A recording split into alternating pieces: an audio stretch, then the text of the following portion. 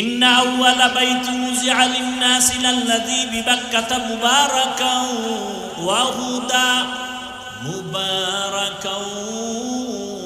ওয়া হুদাল লিল আলামিন।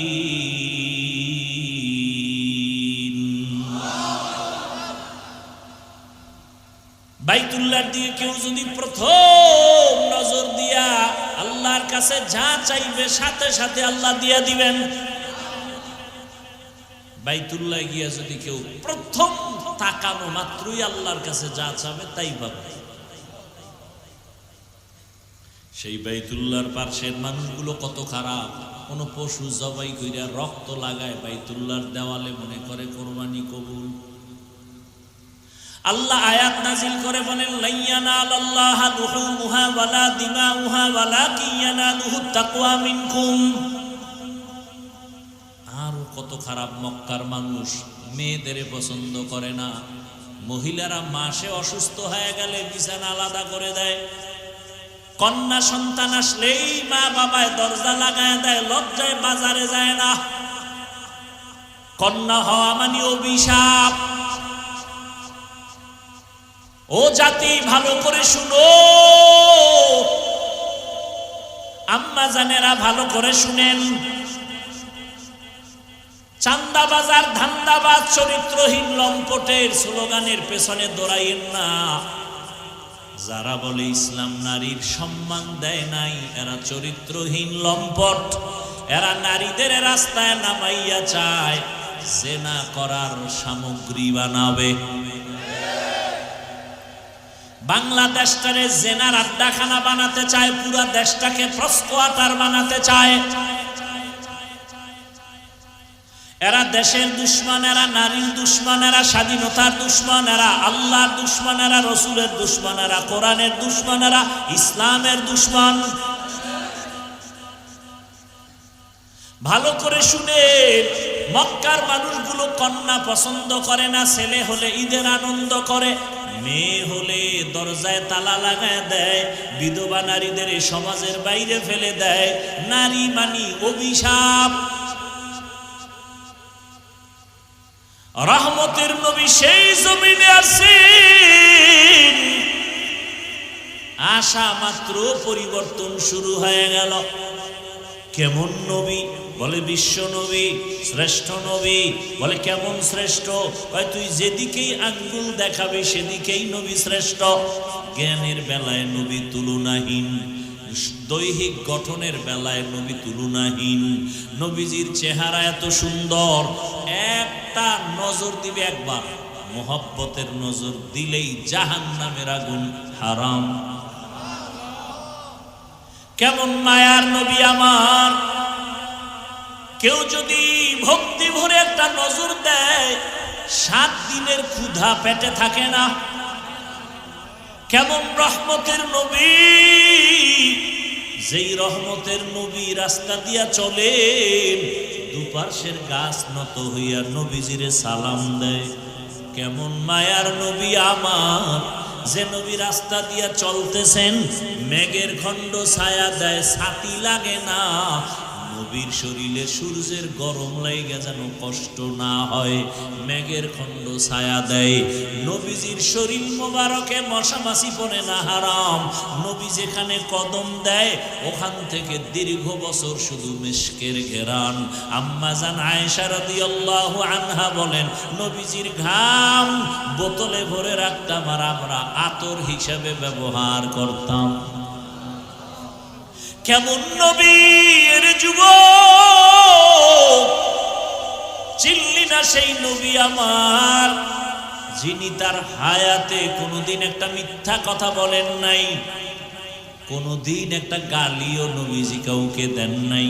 হাজারো গালি মানুষ দিছে, নবী একটা গালির জবাবও দেন নাই। কেমন ধৈর্য ধারণ করনেওয়ালা নবী! জীবনে নবীজি চোখ দুইটা গরম করে কারো দিকে তাকান নাই, গরম চোখে তাকান নাই। সেই নবীর উম্মত আমরা। কেমন মায়ার নবী আমার!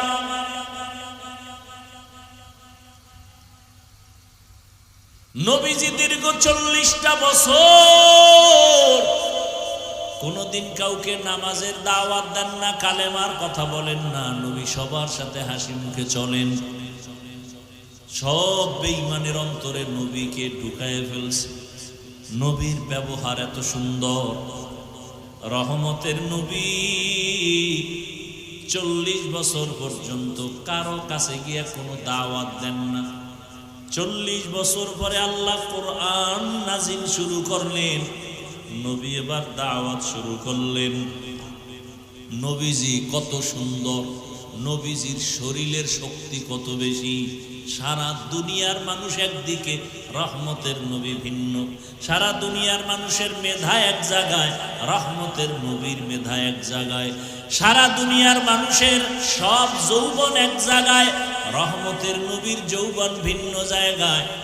এই নবীর যৌবন কত বেশি, শারীরিক শক্তি কত বেশি। আবার সেই বয়সটা মাঝামাঝি, যখন 25 বছরের যুবক নবী, কত পরিমাণ তখন নবীর শক্তি। কয় বছর? 25 বছর। নবীজির কত শত কুমারী নারীর প্রয়োজন, কিন্তু না, আল্লাহর বিধান ফয়সালা আলাদা। ঠিক ওই সময় রহমতের নবী বিবাহের বন্ধনে আসলেন। একজন বিধবা নারী, 2 স্বামী বিদায় করার পরের স্বামী নবী, তাও আবার সমবয়সী না, নবীর বয়স 25। নবীর বিবাহের বন্ধনে আসছেন, তার বয়স 40।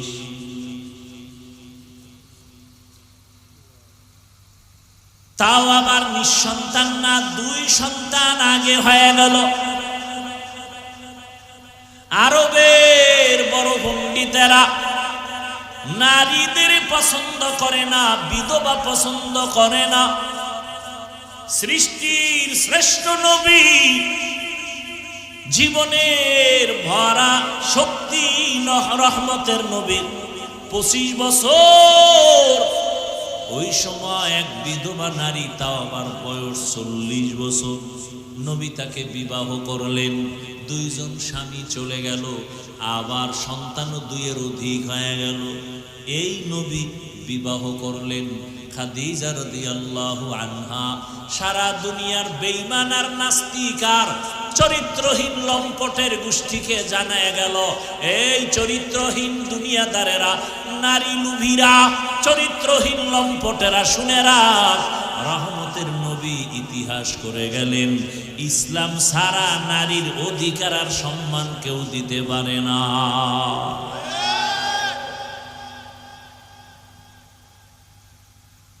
এবার আসেন এরপরে কন্যা। আরবের মানুষ কন্যা কতটা অভিশাপ মনে করে। কত বাবা নিজের হাতে কন্যাকে জ্যান্ত পাথর চাপা দিয়ে মেরে ফেলেছে।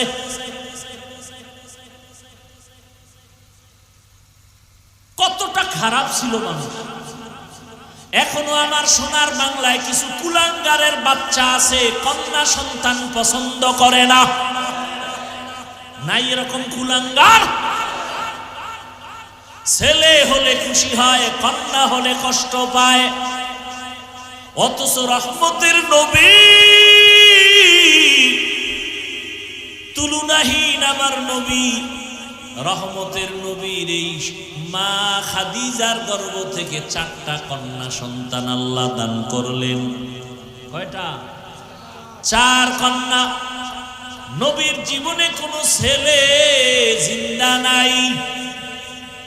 কাফের মুশরিকরা ঘুরে ঘুরে কয় মুহাম্মদের জীবন শেষ। কয় কেন? কয় ছেলে নাই, মইরা গেলে বংশ রক্ষা কে করবে? নবীজির মনটা বেজার হয়ে গেল। সাথে সাথে আমার আল্লাহ আয়াত নাজিল কইরা কয় ইন্না আ'তাইনাকাল কাউসার। নবী আপনি এত পেরেশান হইয়েন না, আমি আপনাকে কাউসার দান করলাম। এই কাউসারের দ্বারা আপনার সুনাম রক্ষা হবে কিয়ামত পর্যন্ত, না কিয়ামতের দিনও। কাউসারের দ্বারা আপনার সুনাম রক্ষা হবে। রহমতের নবী বলেন আমি এত বড় শক্তিওয়ালা, ক্ষমতাওয়ালা, অথচ আমার একটা ছেলেও নাই, আমি 4 কন্যার বাবা। বিশ্ব নবী তুলনাহীন ওই রহমতের নবীর কোনো ছেলে নাই, কয় কন্যা? 4 কন্যার বাবা। নবী বললেন আরবের বেঈমানেরা কন্যা পছন্দ করে না, আর আমার মাওলা বিধান দিয়া গেলেন কন্যাই আমার জীবনের আসল। আমি মুহাম্মদের 4 কন্যা, শুধু তাই না, শুনে নাও জাতি ভালো করে, যারা একটা কন্যার বাবা হইবা তুমি একটা জান্নাতের মালিক। যেই মা বাবা 2টা কন্যা পেয়েছো, 2টা জান্নাতের মালিক। যেই মা বাবা 3 কন্যা পাইছো, 3টা জান্নাতের মালিক হয়ে গেছো। রহমতের নবী কন্যাদের লালন পালনের নিয়ম শিখায় গেলেন। আজও পর্যন্ত নবীর বংশ যে বেঁচে আছে তাও কন্যাদের দ্বারা, ছেলেদের দ্বারা না। অতএব এখানেও বুঝায় গেলেন ইসলাম ছাড়া নারীর অধিকার দেয় না। আরবের মানুষ কন্যা পছন্দ করে না, আমার নবীকে আল্লাহ কন্যা দিয়া রাখলেন, ছেলে দিলেন না। জবাই করা বন্ধ করায় দিলেন, সমাজে নারীদের দাম বাড়ায় দিলেন, নারীর মর্যাদা বেড়ে গেল। কেমন? পুরুষ বিনা হিসাবে যদি জান্নাতে যেতে চাও, শাহাদাতের ময়দানে কাফেরের বিরুদ্ধে যুদ্ধ করে গলা ছেড়ে দাও, কেটে দাও। মহিলারা তোমার কষ্ট করা লাগবে না। তুমি যদি বাচ্চা গর্ভে নাও মা, তোমার বাচ্চা গর্ভে নিয়া তুমি 1 রাত্র ঘুমাইতে পারো না, এই বাচ্চা তোমার পেটে গিয়া কষ্ট দেয়। কত মা বাচ্চা পেটে নিয়ে ঘুমাইতে পারে না, কান্না করে রাত কাটায়।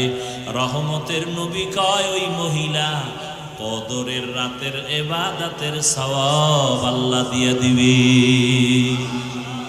আতিনা ফি দারে দুনিয়া না হাসান, আতিনা ফি দারে উকবা না হাসান। আম্মাজান বাচ্চা গর্ভে ধারণ করলেন, দিনের বেলা কষ্ট করে খানা খাইতে গিয়েও খেতে পারে না, পেটের মধ্যে বাচ্চা লাথি মেরেছে, মা কান্না করেছে। রহমতের নবী বলেন তোমার ওই দিনগুলো রোজার সমান সওয়াব আল্লাহ দিয়ে দিবেন। বাচ্চা প্রসবকালে আম্মাজানের কত কষ্ট,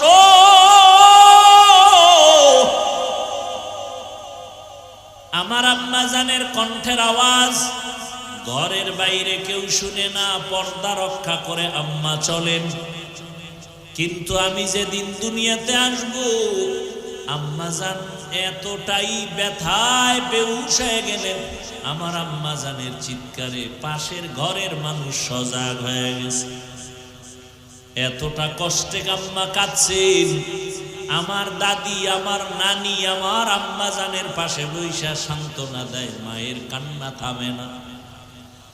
মা এক পর্যায়ে কান্না করে বলে, ও মা, ও শাশুড়ি, চলে যাও আমার থেকে, আমার স্বামীকে একটু আনো। আব্বাজানকে ডাকলেন, ডাইকা আব্বাজানের হাতটা জড়াইয়া ধইরা মা শুয়া শুয়া কান্না করে বিদায় নেয়। আর কয়, স্বামী, তোমার ঘরে আইসা মন ভইরা খেদমত করতে পারি নাই, মাফ করে দাও, মইরা গেলে দাবি রাখবা না। আব্বাজান বলে, কাঁদো কেন? কয়, প্রসব বেদনায় কত নারী মইরা গেছে, আমার মনে হয় 7 আসমান আমার মাথায় চেপে আছে, সহ্য করতে পারি না সন্তানের ব্যথা। আম্মাজান এই কথা বলায় বাবাও কান্না শুরু করলেন। বাবাই গিয়া বাইরে সেজদায় পড়েছে, যায় না মাঝে, আল্লাহ তুমি আমার বিবিকে সুস্থ করে দাও, আমার সন্তানটাকে নিরাপদে দুনিয়ায় পাঠাও।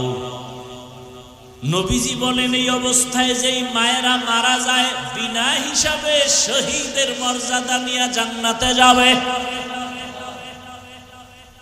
জীবনের মূল কষ্ট মায়ের প্রসব বেদনা,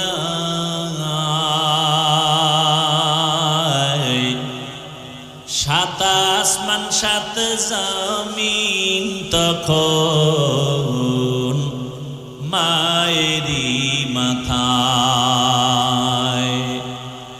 জীবনের মূল কষ্ট মায়ের প্রসব বেদনায়। সাত আসমান সাত জমিন তখন মায়েরই মাথায়।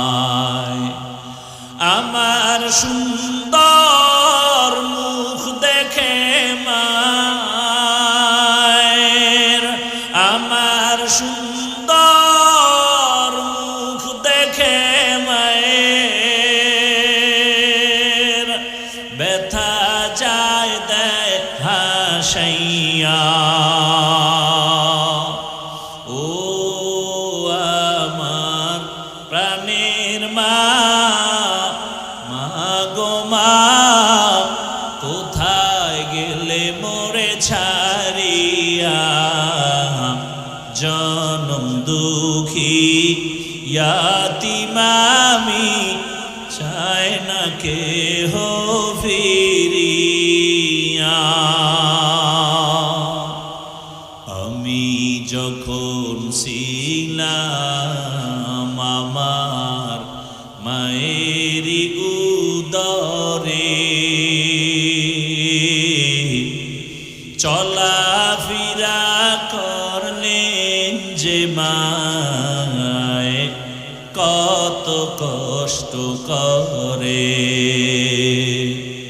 আমি যখন ছিলাম আমার মায়েরই উদরে, চলাফেরা করলেন যে মায় কত কষ্ট করে। এমন মাকে কেমনে আজি, এমন মাকে কেমনে আজি যাব আমি ভুলিয়া। ও আমার প্রাণের মা, গো মা, কোথায় গেলে মোরে ছাড়িয়া? জনম দুঃখী ইয়াতীম আমি, চাই না কেহ ফিরিয়া।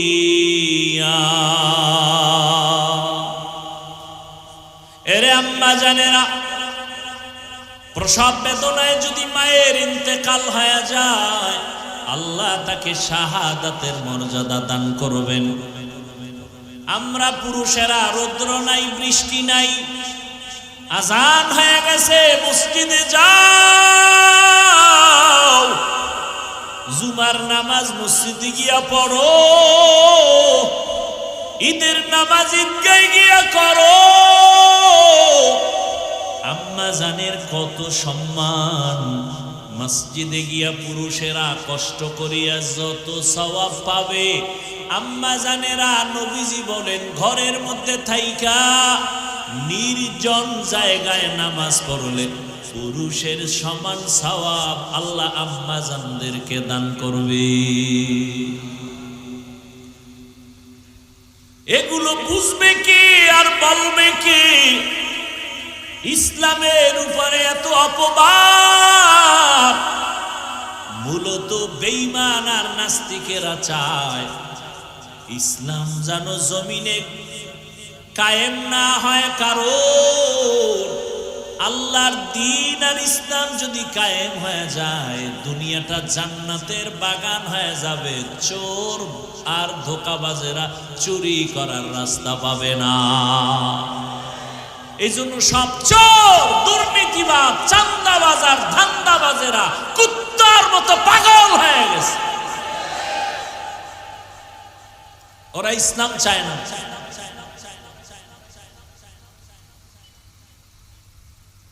কারণ ওরা জানে ইসলামই শান্তি দিতে পারে, জানার পরে ওরা মানবে না। কেন মানলে ওদের চান্দাবাজি ধান্দাবাজি বন্ধ হয়ে যাবে।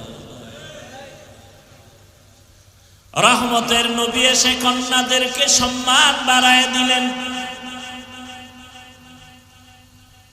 এরে পর্দার আড়ালের আম্মা জান,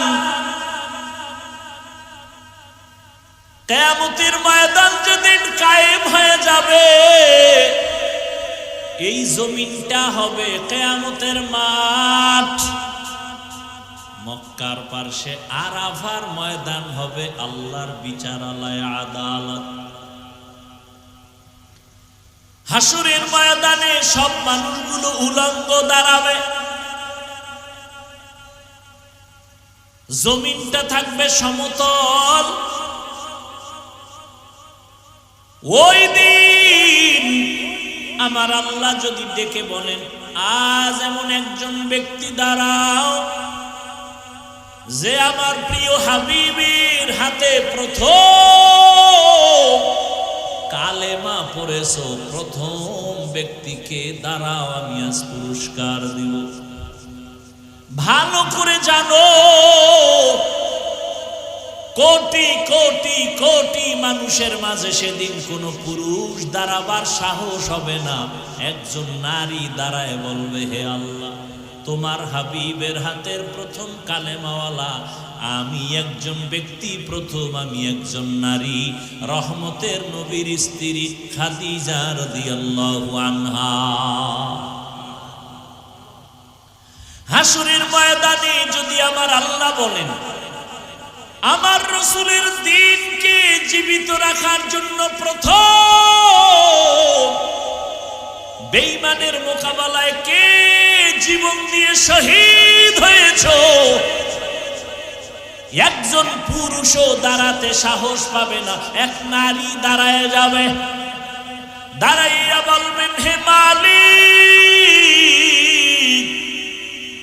ইসলামের পতাকা উড্ডীন করার জন্য প্রথম রক্ত ঝরাইছি আমি একজন নারী, সুমাইয়া রাদিয়াল্লাহু আনহা।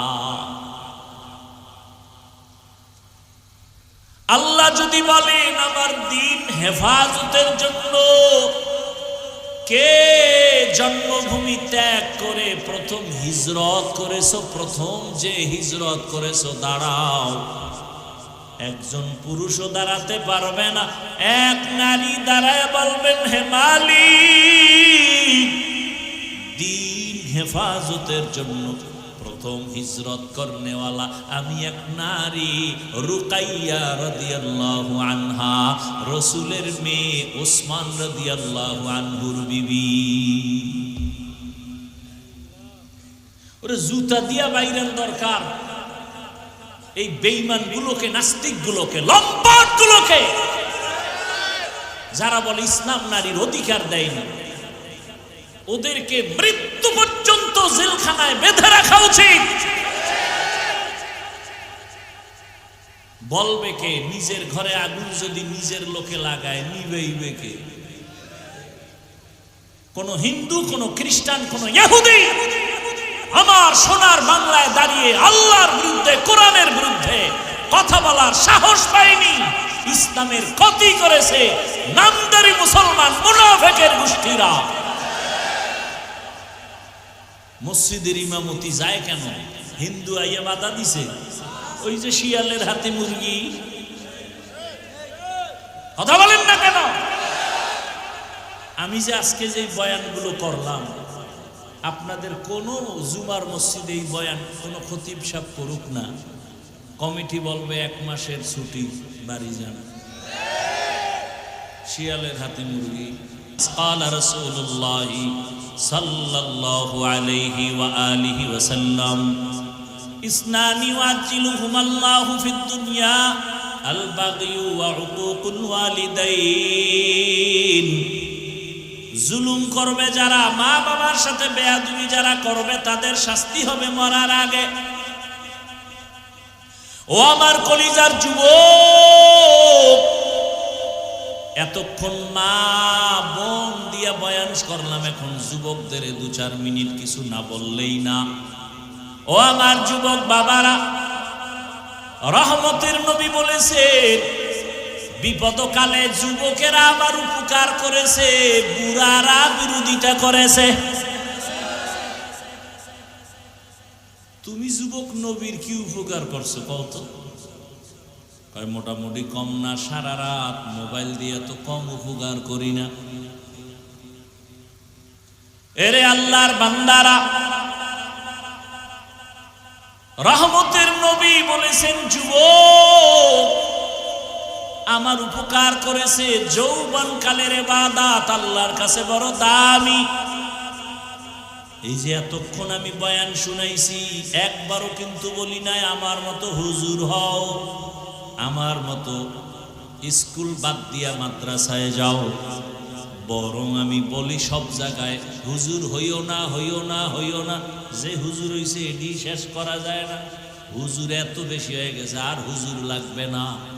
আমার দেশে হুজুরের অভাব নাই। আমার দেশে এখন অভাব হলো আদর্শ ডাক্তার নাই, আদর্শবান ইঞ্জিনিয়ার নাই, আদর্শবান প্রফেসর নাই, আদর্শবান ডিসি, আদর্শবান এসপি, আদর্শবান ওসি দরকার। আমার দেশের ওসি ডিসি এসপি যদি আদর্শবান হইতো, বয়ান চলতো, কোনো অনুমতি নেওয়ার প্রয়োজন হতো না। বয়ান চলতো ময়দানে, কোনো বেয়াদব আলেমের সাথে বেয়াদবি করার সাহস পেত না।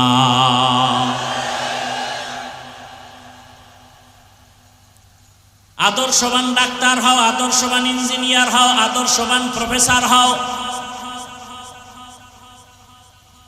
এ কারণে স্কুলে পড়ো, কলেজে পড়ো, পড়ো ছাইরো না। দোয়া করে গেলাম, ডাক্তার হও, ইঞ্জিনিয়ার হও, প্রফেসর হও, ডিসি হও, এসপি হও, তবে ছোট্ট একটা দাবি, বেয়াদব হইও না। খবরদার, বেয়াদব হইও না। কথার তিন কথা। মা বাবার সাথে বেয়াদবি করবা না, শিক্ষকের সাথে বেয়াদবি করবা না, আলেমদের সাথে করবা না। যদি করো, মরার আগেই জীবন শেষ। মরবি না, বিছানায় শুইয়া শুইয়া কিডনি যাবে, লিভার যাবে, পাও ভাঙবে। কানতে কানতে কানতে কানতে মরার সময় মুখে পানিও জুটবে না। মা বাবার যদি অভিশাপ কপালে লাগে, শিক্ষকের অভিশাপ যদি লাগে, আলেমের বরদোয়া যদি লাগে, খোদার কসম মরার আগেই বিছানায় পইরা যাবি, পঙ্গু হয়ে যাবি। অনুরোধ করে বলছি, ডাক্তার হও, বেয়াদব হইও না, ইঞ্জিনিয়ার হও, বেয়াদব হইও না। যদি ডাক্তার বেয়াদব মার্কা হও, লেখা রাখবি তাসলিমার মতো জুতা খাইয়া পালাতে হবে। আর যদি আদবালা ডাক্তার হও, তাহলে শুধু রংপুর না, পুরা বাংলাদেশের মানুষ তোমাকে মাথার উপরে রাখবে। সম্মান দিবেন কে? আল্লাহ সম্মান দিবেন। লাগবে তোমার সুন্দর চরিত্র, আর মা বাবার দোয়া, শিক্ষকের দোয়া, আলেমের দোয়া। কোনো মাস্তানি চলবে না। কবি নজরুলের গল্প করো। তোমার মতো সারা রাত যদি মোবাইলে গুনাহ করত, কোনোদিন কবি নজরুল হতে পারত না। চরিত্র এক অমূল্য সম্পদ। এখনো সময় আছে, তওবা করো। ডাক্তারি পড়ো, ইঞ্জিনিয়ারিং পড়ো, মা বাবার দোয়া নিতে ভুল করবা না। তবে এই কথাটাও লিখে রাখো পারলে, কোনো মা বাবা সন্তানের জন্য কখনো বরদোয়া করে না। শিক্ষক ছাত্রকে বরদোয়া দেয় না, আলেম উম্মতের বরদোয়া দেয় না। কিন্তু অটোমেটিক যখন কষ্ট দিলে লাইগা যায়, তখন একটা নিঃশ্বাস বের হয়ে যায় অটোমেটিক। ওটাই তোমার জীবনের কাল। মা বাপ যদি কষ্ট পায়, বলে আহ, তোর জীবন শেষ। শিক্ষক যদি কষ্ট পায়, নিঃশ্বাস ফেলে, ছাত্রের জিন্দেগি বরবাদ। বহু পাগল দেখছি ল্যাংটা রাস্তায় ঘুরে ইংলিশে কথা কয়। পাগল আবার ইংরেজি শিখছে। খুঁজা টুইজা দেখলাম, না না, ভালো ছাত্র ছিল, বেয়াদবি কইরা পাগল হয়ে গেছে। বহু পাগল দেখছি আরবিতে কথা কয় রাস্তায়, ল্যাংটা পাগল। মাদ্রাসার ভালো ছাত্র ছিল, বেয়াদবি করে পাগল হয়ে গেছে। এ পাগল হইতে কি লাগে, একটা তার ছিঁড়লেই তৈল, তার ছেড়ে না, এর মধ্যে কত পাগল হয়ে যায়, খালি একটু পানি খায়, পানি বোতল লইয়া একটু ফ্রি পানি পান করছে, নাম হইল মদ। পান কইরেই লঙ্গি ঠিক নাই, বউরে মা কয়। নাকি আপনাদের দেশে কেউ মদ পান কইরা জিকির টিকির করছে? হ্যাঁ, তাহলে শুধু একটু পানি পান করলেই যদি পাগল হয়ে যায়, আর মাওলায় যদি খালি একটা তার আউলাইয়া দেয়, ওর জীবন শেষ।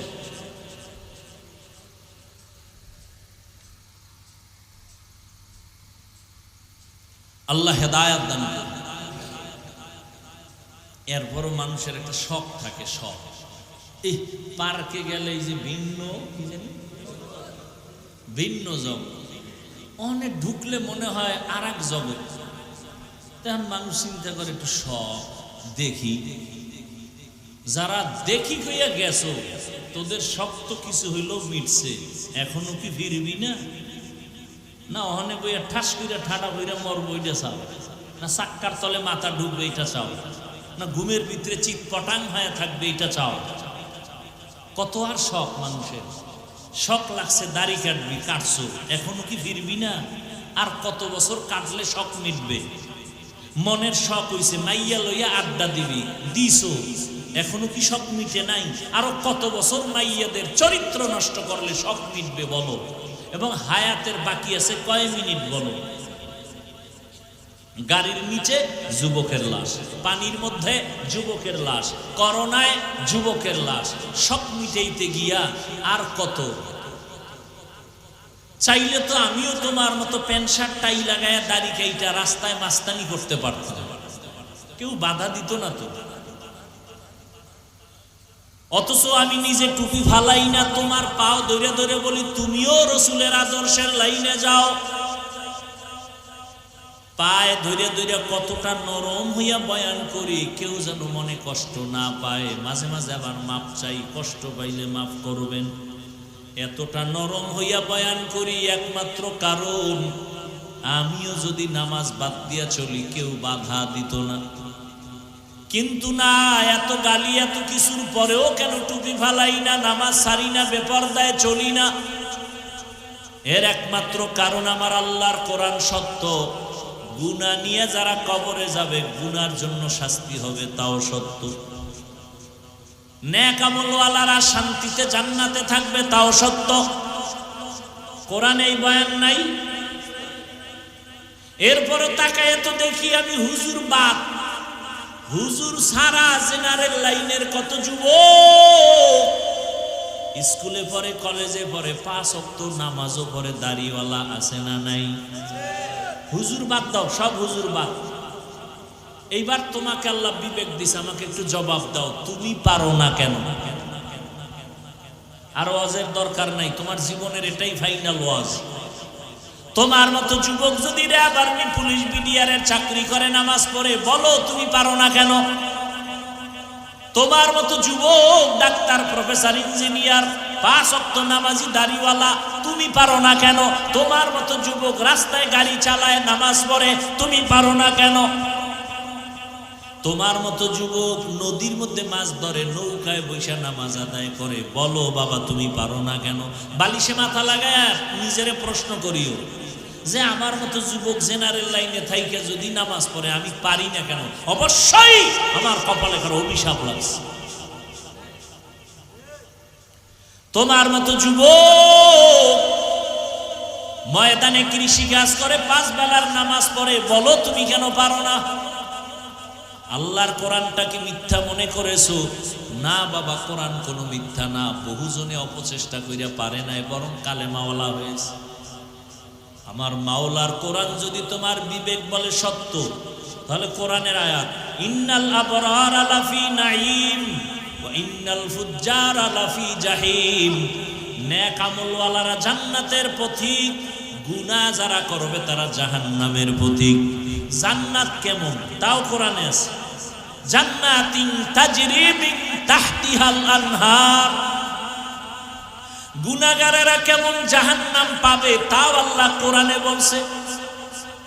ওয়াইলুল লিকুল্লি হুমাযাতিল লুমাযাহ আল্লাযী জামাআ মালান ওয়া আদ্দাদা ইয়াহসাবু আন্না মালাহু আখলাদা কাল্লা লা ইউনবাযান্না ফিল হুতামা ওয়া মা আদরাকা মাল হুতামা নারুল্লাহিল মুকাদা আল কারিআতু মাল কারিআ ওয়া মা আদরাকা মাল কারিআ। এটা জাহান্নামের আয়াত, এগুলো তো তোরাও পারো। মোবাইলে সার্চ দিয়া বাংলা কোরআন লেখা মাঝে মাঝে এই বাংলা সূরাগুলোর তরজমা কইরা দেয়। আলহাকুমুত তাকাসুরু হাত্তা যুরতুমুল মাকাবির আরাআইতাল্লাযী ইউকাযযিবু বিদ্দীন ফাযালিকাল্লাযী ইয়াদউল ইয়াতীম ইযা যুলজিলাতিল আরদু জিলজালাহা ওয়া আখরাজাতিল আরদু আসকালাহা।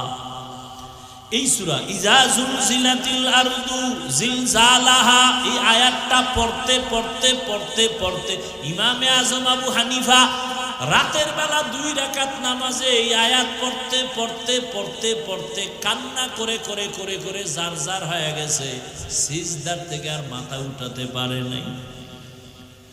ও আল্লাহর বান্দারা, তোমার আমার তো ইলম নাই, আমল নাই, নামাজ পড়ি ধোঁকা, রোজা রাখি ধোঁকা, জিকির করি ধোঁকা, বয়ান করি ধোঁকা। অথচ সাহাবায়ে কেরামের আমল কত সুন্দর, তাকওয়া কত সুন্দর, তেলাওয়াত কত সুন্দর, নামাজ কত সুন্দর। যেই সুন্দরে আল্লাহ খুশি হইয়া 10 জনকে জান্নাতের টিকিট দিয়েছেন। রহমতের নবী বলেন, আমি একদিন আমার মসজিদের পাশে আয়েশার হুজরায় ঘুমায় গেছি এশার পরে। কষ্ট হয়? নবী বলেন, আমি ঘুমায় যাইতেছি। ও পর্দার আড়ালের আম্মা জানেরা, ও বৃদ্ধ বাবাজি, যুবক বাবারা, নবী বলেন আমি ঘুমায় গেছি রাতের বেলা। আমার চোখ যদিও ঘুমায়, আমার দিল ঘুমায় না। আমার মাথার পার্শ্বে মসজিদে নববী, পার্শ্বে আবার একটা বেড়া। আয়েশার হুজরায় আমি ঘুমায় গেলাম। হঠাৎ ঘুমের মধ্যে আমার কান সজাগ।